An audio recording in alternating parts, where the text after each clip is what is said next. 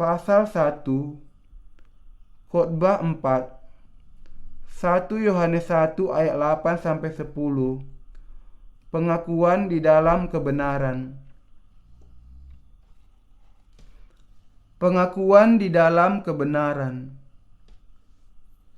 1 Yohanes 1 ayat 8 sampai 10. Jika kita berkata bahwa kita tidak berdosa, maka kita menipu diri kita sendiri, dan kebenaran tidak ada di dalam kita. Jika kita mengaku dosa kita, maka Ia adalah setia dan adil, sehingga Ia akan mengampuni segala dosa kita dan menyucikan kita dari segala kejahatan. Jika kita berkata bahwa kita tidak ada berbuat dosa, maka kita membuat Dia menjadi pendusta dan firman-Nya tidak ada di dalam kita. Injil yang benar yang terkandung di dalam perjamuan kudus. Beberapa waktu yang lalu, kami mengadakan perjamuan kudus di gereja kami, di mana sekali lagi kami merenungkan makna roti dan anggur yang kami bagikan. Bersama dengan baptisan bagi orang-orang percaya, sakramen perjamuan kudus adalah salah satu dari 2 sakramen yang diperintahkan Tuhan untuk kita lakukan. Satu hal yang harus kita pahami melalui perjamuan kudus adalah bahwa Ia menghapuskan segala dosa melalui baptisan yang diterimanya di atas tubuhnya dan darah yang dicurahkannya. Ketika Tuhan mengatakan agar kita mengingat roti dan anggur di dalam perjamuan kudus, yang dimaksudkannya adalah bahwa kita harus percaya dan mengingat baptisan serta curahan darahnya di dalam hati kita. Ketika Tuhan memecahkan roti di dalam perjamuan terakhir, sambil memberikan roti dan anggur kepada murid-muridnya, Ia berkata, "Ambillah, makanlah, inilah tubuhku, sebab inilah darahku, darah perjanjian, yang ditumpahkan bagi banyak orang untuk pengampunan dosa." Matius 26 ayat 26 sampai 28. Tuhan sudah menyelamatkan kita dari segala dosa kita sesuai dengan apa yang dijanjikan Allah kepada kita. Melalui tata cara korban dari masa Taurat, Allah berjanji kepada bangsa Israel bahwa mereka bisa diampuni dari segala dosa mereka ketika mereka mempersembahkan korban binatang dengan menumpahkan tangan mereka ke atas binatang itu, mencurahkan darah binatang itu, dan membakar dagingnya sebagai korban. Dan Alkitab mengatakan bahwa tata cara korban ini adalah gambaran dari hal-hal baik yang akan datang. Ibrani 10 ayat 1. Jadi sesuai dengan pernyataan ini, Tuhan Yesus kita datang ke dunia ini, menerima baptisan di atas tubuhnya, dan mencurahkan darahnya di kayu salib. Dengan baptisan yang diterimanya di atas tubuhnya dan penyaliban yang menghapuskan semua upah dosa, Tuhan sudah menggenapkan segala janjinya. Ini adalah karena Tuhan sudah menerima baptisan kita melalui baptisannya, dan karena Ia disalibkan, Ia memastikan bahwa Ia menanggung segala dosa kita sebelum Ia disalibkan. Jadi setelah dibaptiskan, Yesus mencurahkan darahnya dan mati di kayu salib, bangkit kembali dari kematian, dan dengan itu sudah menyelamatkan kita. Inilah penggenapan dari janji yang sudah dibuat oleh Allah bagi kita umat manusia. Mari kita sekali lagi memperhatikan di sini apa yang dikatakan Tuhan kepada murid-muridnya ketika Ia memecahkan roti dan memberikannya kepada mereka pada saat perjamuan terakhir. Ambillah, dan makanlah, inilah tubuhku. Dengan iman kita kepada Injil air dan Roh, kita memang harus mengambil dan makan roti itu, yang adalah tubuh Yesus Kristus. Yesus sekaligus menerima segala dosa kita, segala dosa semua manusia di seluruh dunia, ke atas tubuhnya ketika dibaptiskan oleh Yohanes Pembaptis. Karena itu, setiap kali kita makan roti itu, kita harus memakannya dengan keyakinan bahwa Ia sudah menghapuskan segala dosa kita ketika Ia dibaptiskan di Sungai Yordan. Dan anggur yang dibagikan oleh Yesus kepada para muridnya adalah seperti curahan darahnya di kayu salib. Dengan kata lain, roti dan anggur dari perjamuan kudus adalah pengingat akan Injil air dan Roh. Perjamuan terakhir, di mana Yesus meneguhkan perjamuan kudus, dilaksanakan pada hari Paskah. Tuhan Yesus menggenapkan janji keselamatan Allah yang terkandung di dalam tata cara Paskah. Alkitab menjelaskan, sebab anak domba Paskah kita juga telah disembelih, yaitu Kristus. 1 Korintus 5 ayat 7. Setelah perjamuan terakhir, Yesus pergi ke sebuah bukit untuk berdoa, dan di sana Ia ditangkap oleh orang banyak yang dikirim oleh imam besar pada saat itu. Dan Ia disalibkan keesokan harinya.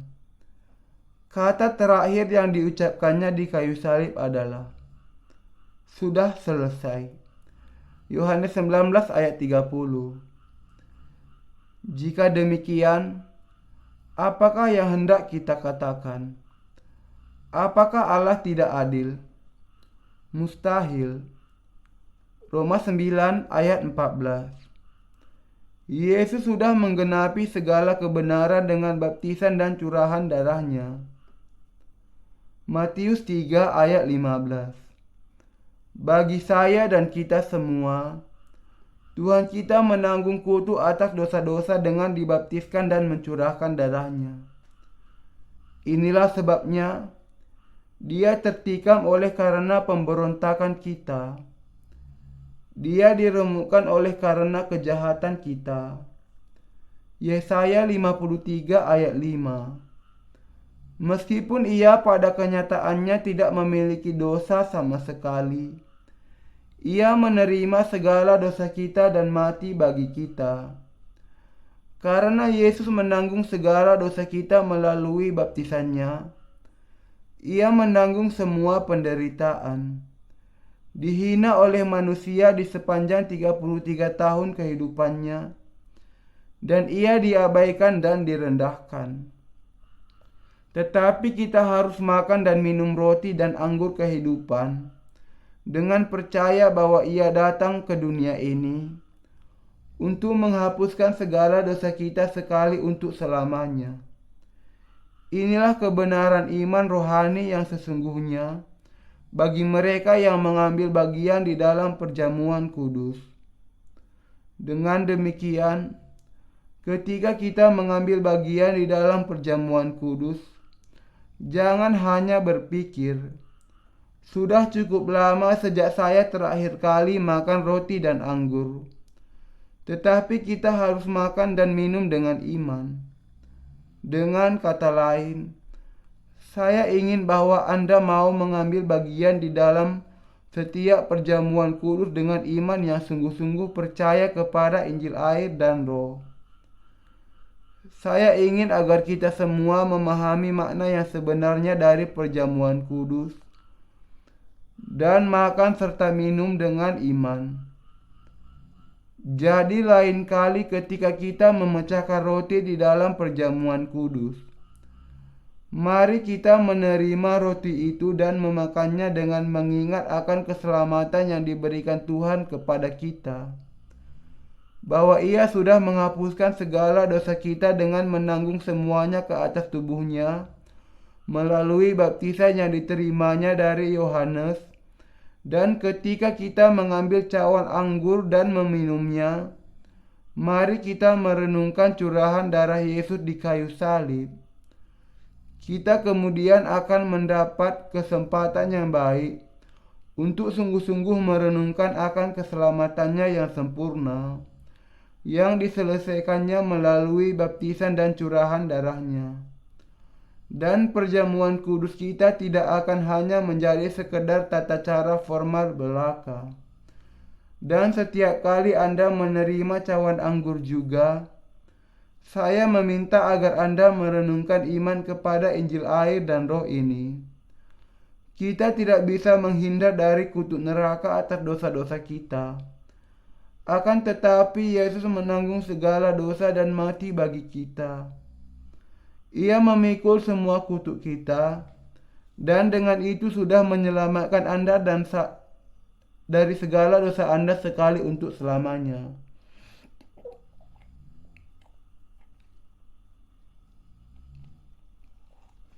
Tuhan kita sudah menyelamatkan kita dengan baptisan dan kayu salibnya. Roti dan anggur, kedua hal itu adalah karunia keselamatan yang diberikan Tuhan kepada kita. Demikianlah Ia sudah menghapuskan segala dosa saya dan menjadikan kita umat Allah sendiri. Saya harus percaya kepada hal ini. Saya harus kembali merenungkan hal ini. Injil, air dan Roh. Dan saya harus menyebarkan kebenaran ini ke seluruh dunia. Saya harus memberitakannya kepada semua orang yang belum mengenal kebenaran ini. Biarlah ini menjadi iman Anda setiap kali Anda memasuki perjamuan kudus. Allah kita sudah bukan hanya menyelamatkan kita dari segala dosa kita dengan perkataan kosong.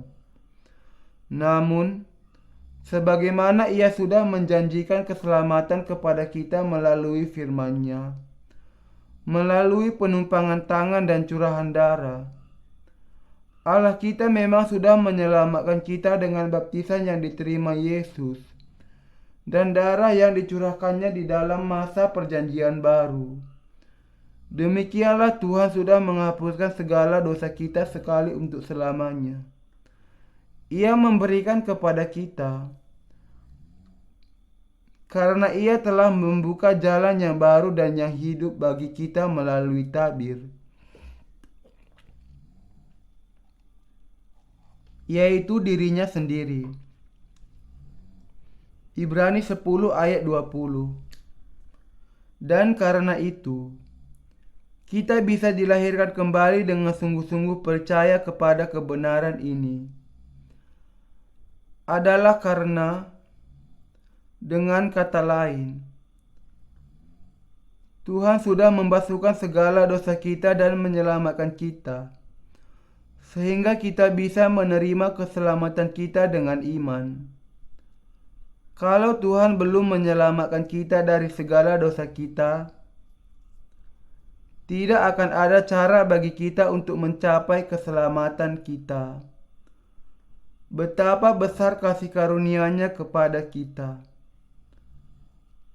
Kita tidak bisa tidak mengatakan pujian yang sama dengan yang dituliskan oleh penulis Mazmur kepada Tuhan. Apakah manusia sehingga Engkau mengingatnya? Apakah anak manusia sehingga Engkau mengindahkannya? Mazmur 8 ayat 4. Kita adalah makhluk rendah yang tidak bisa menghindar dari melakukan dosa di sepanjang kehidupan kita dan masuk neraka. Akan tetapi Allah sudah mengubah kita yang hanyalah sekedar makhluk kecil menjadi anak-anak-Nya, dan Ia mengasihi kita. Bagaimana semua bisa terjadi tanpa kasih karunia Allah? Sejak saat Allah menciptakan dunia ini, Ia menghendaki untuk menjadikan kita sebagai anak-anak-Nya. Inilah sebabnya Ia membiarkan kita dilahirkan ke dalam dunia ini. Mengapa Ia memberikan Injil air dan Roh? Dan mengapa? Dengan memampukan kita memahami Injil ini dan mempercayainya, Ia membuat kita bisa dilahirkan kembali. Sekarang, Allah sudah mengubahkan kita yang percaya kepada Injil air dan Roh menjadi umat-Nya yang berharga, anak-anak-Nya, sekali untuk selamanya. Tuhan kita memang sudah memberikan kepada kita kehidupan kekal dan meninggikan status di atas semua makhluk yang lain. Dan Ia sudah mengenakan kita di dalam kemuliaan kehidupan sebagai anak-anak Allah. Ia mencurahkan kepada kita berkat yang luar biasa. Kita menaikkan syukur kita kepada Allah. Bagaimana mungkin kita bisa sepenuhnya memahami keseluruhan jangkauan dari kasih karunia-Nya yang tidak terukur, sehingga kita bisa cukup dalam memberikan syukur dan kemuliaan kepada Allah? Bagaimana mungkin kita bisa bermegah di hadapan Allah? Bagaimana kita bisa berlebihan di hadapan-Nya? Bagaimana mungkin kita bisa dengan sombong mengatakan, "Aku seorang yang pandai dan berhikmat"? Bagaimana mungkin kita bisa mengatakan apapun tentang firman Allah dan gereja yang dituntunnya? Bagaimana mungkin kita, meski hanya sesaat saja, menganggap bahwa Injil yang benar itu hanyalah sekedar sesuatu yang lebih rendah dibandingkan dengan pemikiran kita sendiri?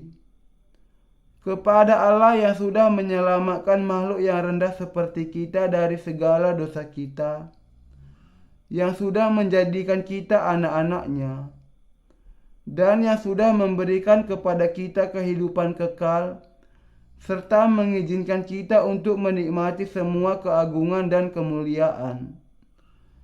Kita tidak memiliki pilihan lain kecuali menaikkan semua syukur kita dengan iman.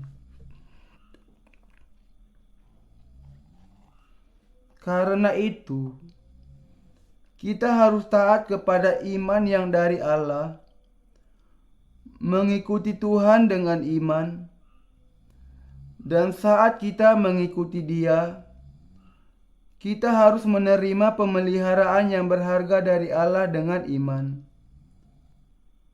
Moto tahun ini untuk pelayanan di The New Life Mission adalah memberitakan Injil dan mendorong pertumbuhan rohani di seluruh dunia. Kita memiliki banyak saudara dan saudari di dunia ini yang sudah menerima pengampunan dosa dengan percaya kepada Injil air dan Roh melalui pelayanan kami. Mereka berpotensi menjadi rekan sekerja bagi pelayanan kita, dan kami harus merawat serta memperhatikan mereka melalui email,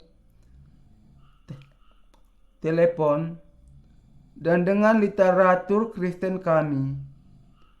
Dan kami ingin menjadikan mereka sebagai partner juga untuk bekerja bersama memberitakan Injil, berdoa bersama, dan berperang melawan iblis bersama dengan iman. Para pelayan di Korea dan para partner di seluruh dunia juga harus bersama-sama bekerja dengan iman sampai hari kedatangan Tuhan kembali. Inilah sebabnya kita memilih moto tahun ini demikian, dan adalah harapan kami yang tulus bahwa kita memang bisa menghidupi moto ini sampai hari kedatangan Tuhan kembali. Kita akan bisa terus bekerja di bawah moto ini.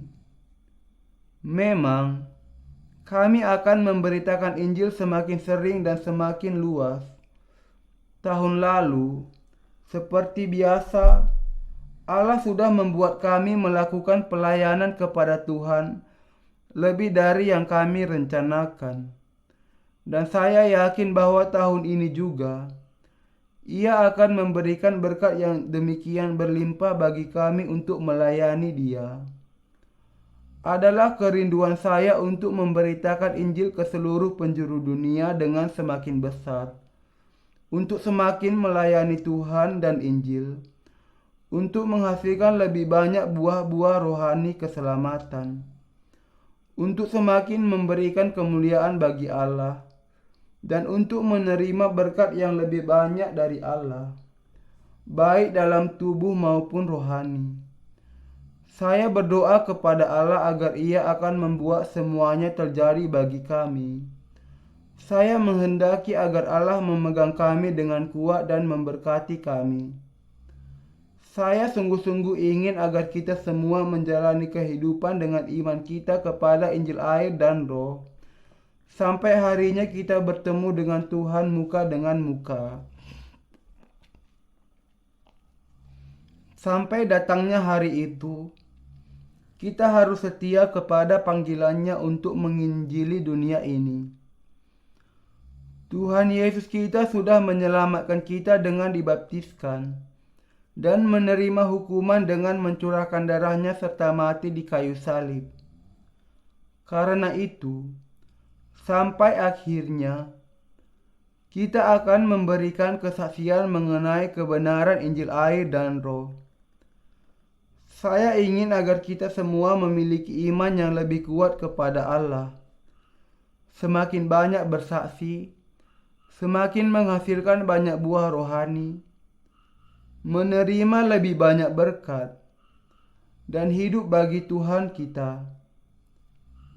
Karena banyak orang Kristen salah paham dan tidak mau percaya kepada kebenaran yang dinyatakan di dalam 1 Yohanes 1 ayat 8-10. Kita harus mempelajarinya lagi. Melalui bagian Alkitab hari ini, saya ingin menjelaskan kepada Anda kebenaran yang ingin dijelaskan oleh Rasul Yohanes berulang kali dan terperinci. Yang dia inginkan untuk kita pahami adalah sangat rumit karena ada banyak kasus kerohanian yang harus ditangani. Karena itu, saya juga tidak bisa menganggap pelajaran Alkitab yang diberikannya sebagai pengulangan saja. Karena kita perlu menafsirkan firman Allah sesuai dengan tujuan asli dari penulis Injil itu yang diilhami oleh Roh Kudus. Inilah sebabnya saya minta Anda membaca khotbah ini dengan hati-hati dan penuh kesabaran. Sekarang juga, Roh Allah berdiam di dalam hati mereka yang percaya kepada Injil air dan Roh. Roh Kudus adalah Allah yang sama mulia, yang tidak ada bedanya dengan Allah Bapa dan Yesus Kristus. Karena itu, bagi mereka yang percaya kepada Injil air dan Roh, Ia adalah juga terang kebenaran itu. Jadi Allah ini, Sang Roh Kudus, memberikan kesaksian akan kebenaran bahwa Ia sudah menyelamatkan kita dari segala dosa dunia melalui Injil kebenaran air dan Roh. Tuhan kita sudah memerdekakan kita dari segala dosa kita sekali untuk selamanya dengan Injil kebenaran air dan Roh. Rasul Yohanes kemudian menjelaskan bahwa kita bisa memiliki persekutuan yang benar hanya dengan iman di dalam terang kebenaran Allah yang sejati. Sekarang, kita perlu mengingat di sini bahwa kita adalah orang-orang yang sudah melihat Yesus Kristus dengan mata iman kita di dalam Injil air dan Roh, disentuh olehnya, dan mendengar suaranya dengan telinga kita menggunakan iman yang sama. Rasul Yohanes, sebagai salah satu pemimpin rohani, sungguh-sungguh ingin membagikan persekutuan dengan orang-orang percaya yang ada di zamannya. Namun, Karena persekutuan yang benar tidak bisa terjadi di antara orang-orang yang dilahirkan kembali dengan orang-orang berdosa. Ia ingin terlebih dahulu menggolongkan orang-orang Kristen dalam berbagai kategori dengan mengajukan pertanyaan ini.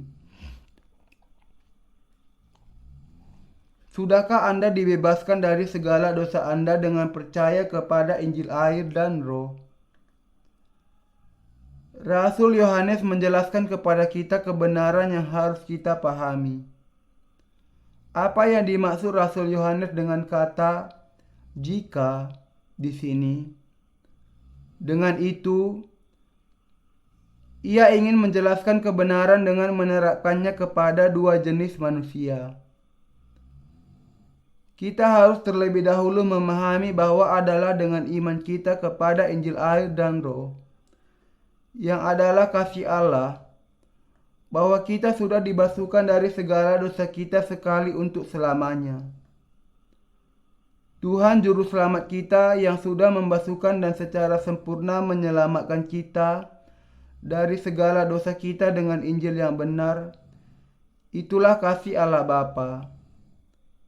Sekarang, dengan memakai kata "jika", Rasul Yohanes menjelaskan, jika kita berkata bahwa kita tidak berdosa, maka kita menipu diri kita sendiri dan kebenaran tidak ada di dalam kita.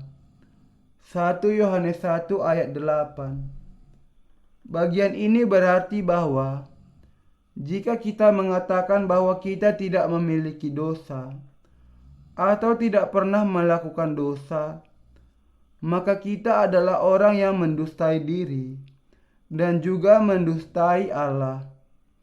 Kalau Anda tidak mengenal Injil air dan Roh dan tidak mempercayainya, akan tetapi Anda mengatakan bahwa Anda tidak memiliki dosa atau bahwa Anda tidak pernah melakukan dosa di hadapan Allah, maka jelas sekali kalau Anda berdusta kepada Allah. Orang-orang yang demikian, dengan kata lain, secara tidak langsung sedang mendustai Allah, karena mereka masih tidak mau percaya kepada Injil air dan Roh di hadapan Allah. Namun, kebanyakan orang Kristen di zaman ini tidak percaya kepada Injil air dan Roh, dan karena itu tidak mengenal kebenaran bahwa segala dosa mereka sudah dihapuskan oleh tindakan kebenaran Yesus Kristus. Mereka justru percaya bahwa dosa-dosa mereka bisa dibasuhkan hanya dengan mengakuinya. Ini sangat mengganggu dan menyedihkan. Rasul Yohanes mengatakan kepada kita bahwa orang-orang yang memiliki iman tidak berdasar demikian adalah para pendusta di hadapan Allah. Inilah inti dari bagian di dalam 1 Yohanes 1 ayat 8-10, bahwa Tuhan sudah menghapuskan segala dosa semua manusia sekali untuk selamanya melalui kasih keselamatan, bahwa Ia sudah dibaptiskan dan mencurahkan darahnya di kayu salib adalah kebenaran kekal untuk kita.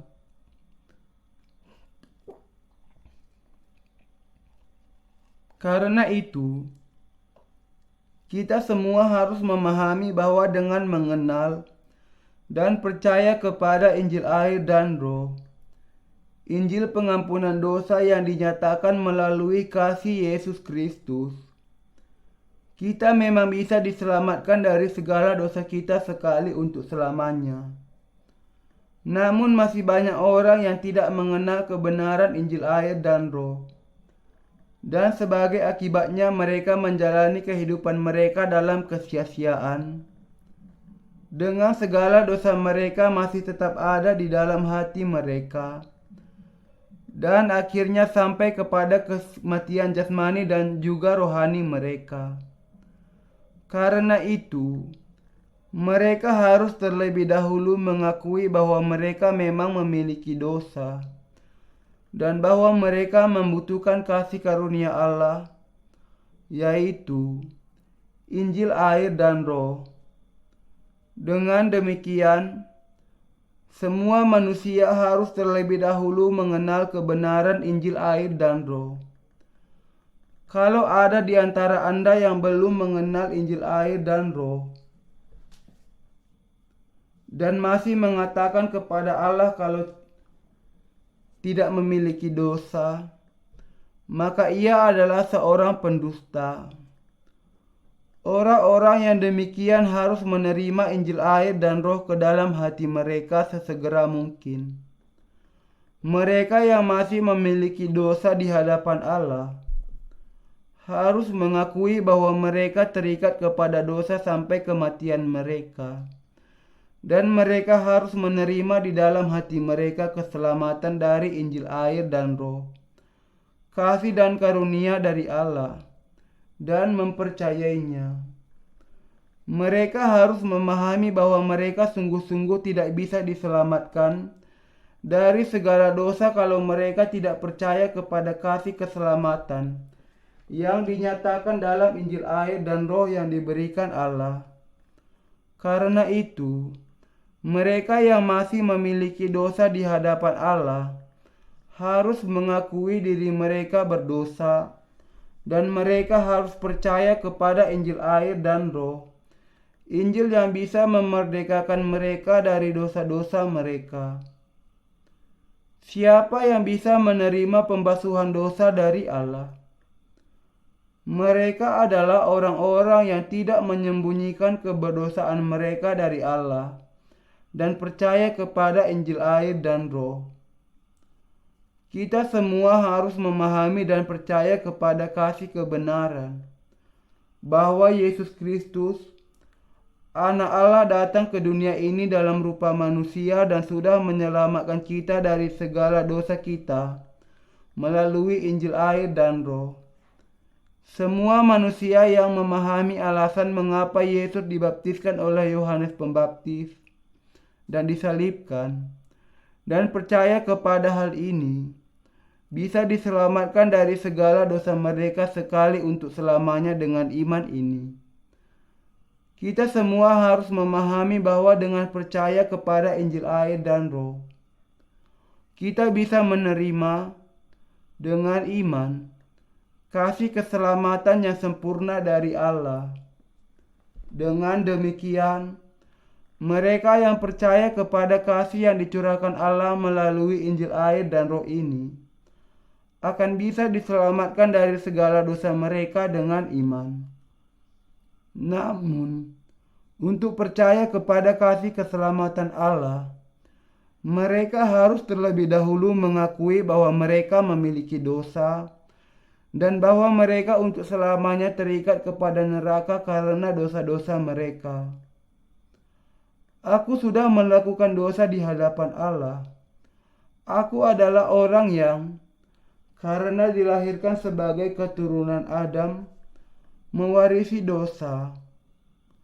Hanya mereka yang mengakui bahwa mereka adalah orang-orang berdosa, mengakui bahwa hukum Allah itu mutlak, dan menyerah kepadanya bisa dibebaskan dari segala dosa mereka dengan anugerahnya yang dicurahkan kepada orang-orang yang percaya kepada Injil air dan Roh. Adalah hanya kepada mereka yang mengaku diri sebagai orang-orang berdosa besar yang ditentukan masuk neraka saja, Allah kemudian memberikan kesempatan untuk dimerdekakan dari segala dosa melalui iman kepada firman Injil air dan Roh ini.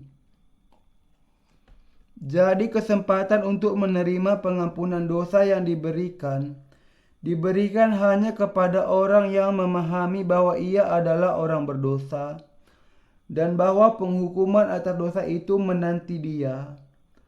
Setiap orang berdosa harus mengakui, Allah, saya orang berdosa, orang yang ditentukan untuk masuk ke neraka. Inilah yang dijelaskan 1 Yohanes 1 ayat 8 kepada setiap orang berdosa. Apakah makna dari 1 Yohanes 1 ayat 9? Apa arti ayat ini ketika kita mengaplikasikannya kepada orang-orang berdosa? Di sana dijelaskan bahwa mereka harus terlebih dahulu dibasuh dari segala dosa mereka dengan percaya kepada Injil air dan Roh. 1 Yohanes 1 ayat 9 mengatakan, "Jika kita mengaku dosa kita, maka Ia adalah setia dan adil, sehingga Ia akan mengampuni segala dosa kita dan menyucikan kita dari segala kejahatan." Ketika kita mengaplikasikan kepada orang-orang berdosa, itu berarti dinyatakan demikian. Kalau kita sungguh-sungguh mengakui hakikat dosa jiwa kita, Tuhan akan membasuhkan segala dosa kita dengan kebenaran Injil air dan Roh. Rasul Yohanes mengatakan di dalam 1 Yohanes 4, Allah adalah kasih. Dengan kata lain, Allah pada dasarnya adalah Tuhan atas kasih dan kebenaran. Dan melalui kasih-Nya, Ia sudah menyelamatkan semua orang berdosa sekali untuk selamanya dari segala dosa mereka. Yohanes juga mengatakan, pada mulanya adalah Firman, dan Firman itu bersama-sama dengan Allah, dan Firman itu adalah Allah. Yohanes 1 ayat 1. Juga ada tertulis, Firman itu menjadi manusia dan berdiam di antara kita. Yohanes 1 ayat 14. Bagian ini menjelaskan kepada kita, singkatnya, bahwa Allah menjadi manusia dan datang ke dunia ini, dibaptiskan, mencurahkan darahnya, dan dengan itu sudah menyelamatkan manusia dari segala dosa mereka. Pengampunan dosa ini adalah hakikat yang sebenarnya dari kasih Allah. Dengan percaya kepada kasih Allah yang datang dari Injil air dan Roh ini, semua manusia bisa diselamatkan dari segala dosa mereka. Kasih Allah ini adalah kasih kebenaran yang sejati. 2 Tesalonika 2 ayat 10. Dalam Roma 5 ayat 19, ada tertulis bahwa karena ketidaktaatan seseorang, maka manusia menjadi berdosa. Bagian ini berarti bahwa karena semua manusia, biar bagaimanapun maksud hatinya, dilahirkan di dalam keberdosaan sejak kelahiran mereka di dunia ini, maka ini menjadikan mereka orang-orang berdosa yang tidak bisa tidak melakukan dosa sepanjang kehidupan mereka. Singkatnya, tidak seorang pun yang bisa mengatakan, "Aku tidak memiliki dosa," kecuali kalau ia sudah dibasuhkan dari segala dosanya dengan percaya kepada kuasa Injil air dan Roh. Namun, ada orang-orang yang berani mengatakan, "Aku tidak memiliki dosa," meskipun mereka tidak memiliki iman kepada Injil yang benar.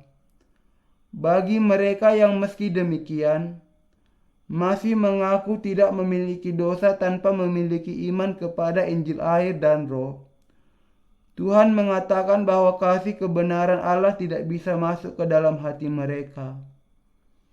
Kalau Anda mengatakan kepada Allah bahwa Anda tidak memiliki dosa meski sebenarnya ada dosa di dalam hati Anda, bagaimana mungkin kasih Allah bisa masuk ke dalam hati yang demikian? Alkitab menjelaskan kepada kita bahwa kasih dan kebenaran Allah tidak bisa masuk ke dalam hati mereka yang tidak memiliki pemahaman akan Injil kebenaran air dan Roh, akan tetapi masih mengatakan kepada Allah kalau mereka tidak memiliki dosa. Kasih karunia-Nya hanya diberikan ke dalam hati orang-orang berdosa yang mau mengaku kepada Allah bahwa mereka memiliki dosa dan mengizinkan Injil air dan Roh, kebenaran pengampunan dosa, bagi mereka. Di sini kita harus berhati-hati dalam memperhatikan kata "jika" yang dipakai oleh Rasul Yohanes.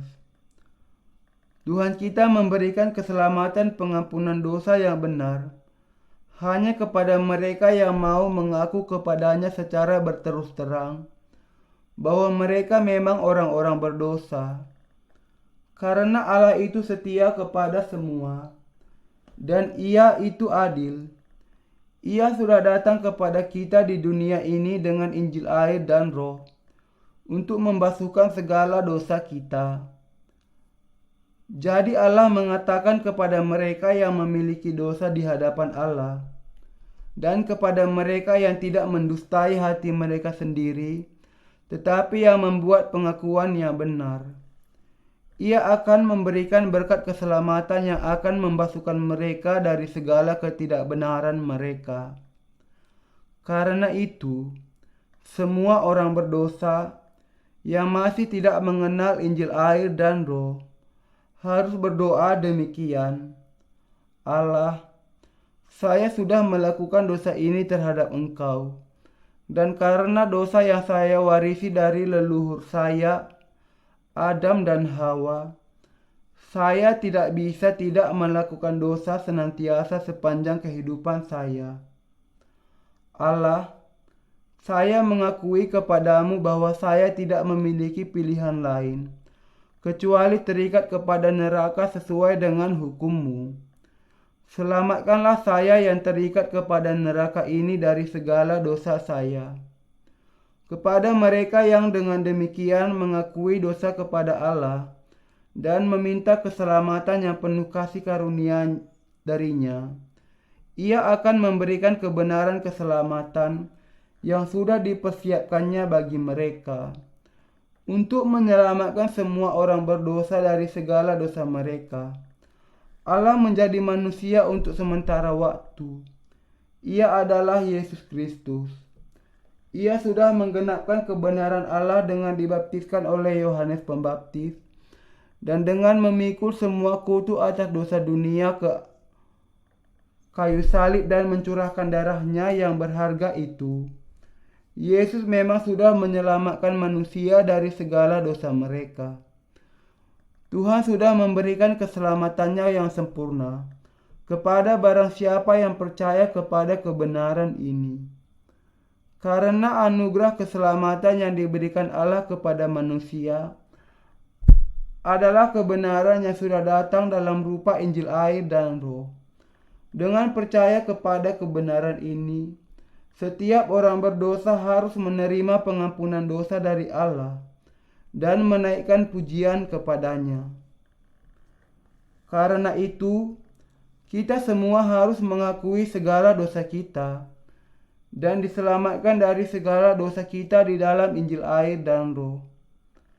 Bagaimana tepatnya kebenaran Allah sebagai setia dan adil diterima di dalam hati kita, itu harus dipahami sebagai Injil air dan Roh yang sudah membasuhkan segala dosa kita.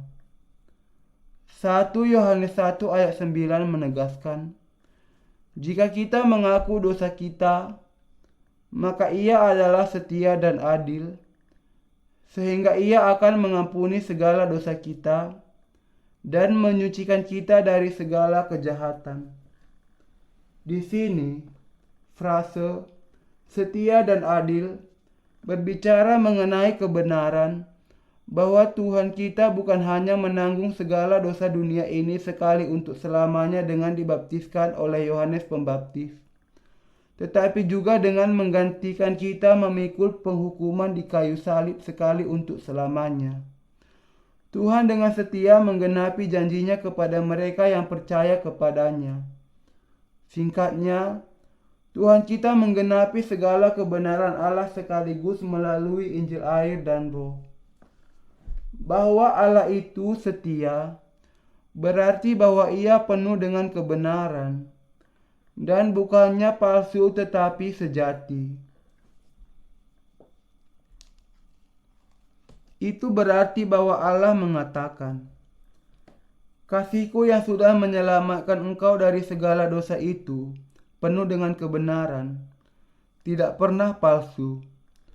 Aku sudah membebaskan kamu semua secara penuh sebagaimana yang Aku janjikan melalui perjanjian lama. Aku mengutus anakku Yesus Kristus sebagai juru selamatmu dan membuat dia menerima baptisan dari Yohanes untuk menanggung segala dosamu. Dan ia sudah dihukum bagi semua dosamu dengan mencurahkan darahnya yang berharga untuk menggenapi janji keselamatan dariku tanpa kecuali. Ketika orang-orang berdosa mengakui kepada Allah bahwa mereka adalah orang-orang berdosa, menerima kasih-Nya, dan mengakui kebenaran Injil air dan Roh, maka mereka bisa diselamatkan dari segala dosa mereka. Alkitab mengatakan, sebab upah dosa ialah maut, tetapi karunia Allah ialah hidup yang kekal dalam Kristus Yesus, Tuhan kita. Roma 6 ayat 23. Barang siapa menerima karunia Allah dengan hati yang percaya, sudah datang kepada kehidupan kekal. Tetapi barang siapa menolak karunia ini, Injil air dan Roh, akan dibuang ke dalam neraka untuk kutuk yang kekal. Dalam hal inilah kasih Allah dinyatakan di tengah-tengah kita, yaitu bahwa Allah telah mengutus anaknya yang tunggal ke dalam dunia, supaya kita hidup olehnya. 1 Yohanes 4 ayat 9. Kasih Allah dinyatakan melalui tindakan kebenaran anaknya, yang ditunjukkan dalam baptisan yang diterima Yesus Kristus dari Yohanes Pembaptis, dan kebenaran akan curahan darahnya di kayu salib. Bagi siapa 1 Yohanes 1 ayat 8-10 kemudian diterapkan. Kepada siapa bagian di dalam 1 Yohanes 1 ayat 8-10 ditunjukkan.